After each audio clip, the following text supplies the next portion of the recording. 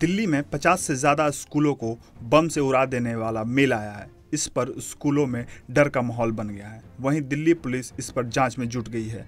इस पर आप नेता व दिल्ली मंत्री सौरभ भारद्वाज ने बीजेपी पर निशाना साधा है।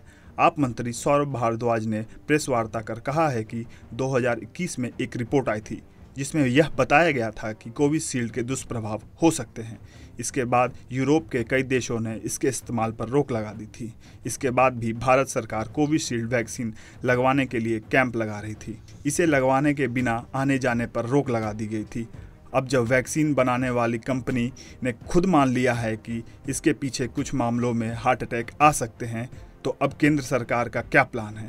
एक दिन पहले ही बीजेपी के प्रवक्ता बम के बारे में कहते हैं कि अब जगह जगह बम को लेकर मैसेजेस आने लगेंगे और आज दिल्ली के तमाम जगहों पर ऐसे कॉल और मैसेजेस आ रहे हैं। दिल्ली पुलिस के लिए अब ये बड़ी परीक्षा का समय है। अगर पुलिस 1 से 2 दिन में इन लोगों को पकड़ लेती है तो ठीक है, वरना अब सब समझ जाएंगे कि इसके पीछे कौन है।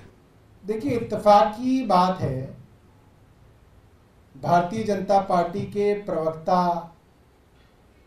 अपने ट्वीट में एक रात पहले कहते हैं कि अब इस तरीके की घटनाएं देश में या इस तरीके की मैसेजिंग देश में आने वाली है, अपनी सीट के नीचे देखिए बम हो सकता है।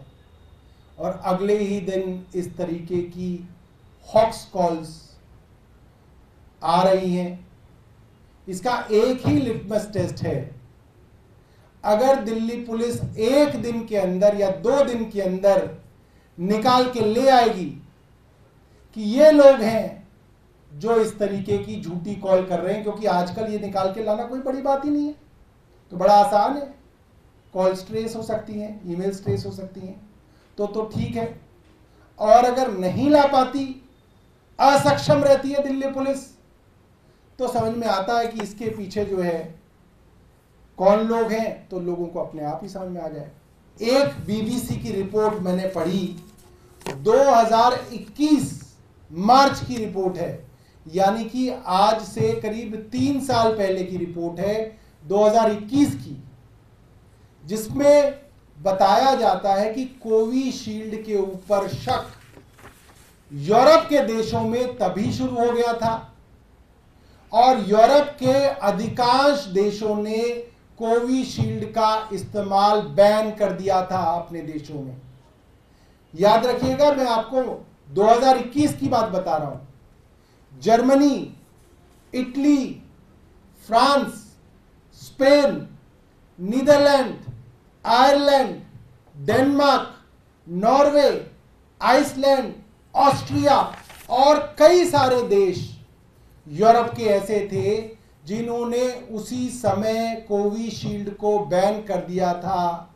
जिस समय भारत की सरकार घूम घूम के लोगों को कोविशील्ड का टीका लगाने के प्रयास कर रही थी, कैंप लगवा रही थी, चलने फिरने पे मनाही कर दी गई थी कि अगर आपको हवाई जहाज से जाना भी है तो आपको वैक्सीन लगानी पड़ेगी, अगर आपको यहां जाना है तो आपको वैक्सीन लगानी पड़ेगी, अगर आपको अस्पताल जाना है तो आपको वैक्सीन लगानी पड़ेगी। हर जगह वैक्सीन का एक डोरवे बना दिया गया था, थ्रेशोल्ड बना दिया गया था कि वैक्सीन लगेगी तो ही आप ये काम कर सकते हैं। ऐसे कई जरूरी कामों के ऊपर वैक्सीन की कंडीशन लगाई गई थी।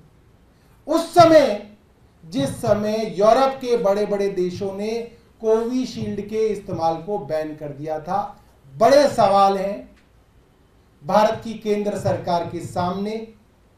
उन सवालों का जवाब 2021 से 2024 तक नहीं दिया गया, मगर अब जब खुद एस्ट्राजेनेका ने कोर्ट में मान लिया कि उनकी वैक्सीन के साइड इफेक्ट से हार्ट अटैक्स, ब्रेन स्ट्रोक आदि की घटनाएं रेयर केसेस में हो सकती हैं, तो भी केंद्र सरकार चुप बैठी है, नहीं बता रही कि उनका अब देश के लोगों को बचाए रखने का क्या प्लान है।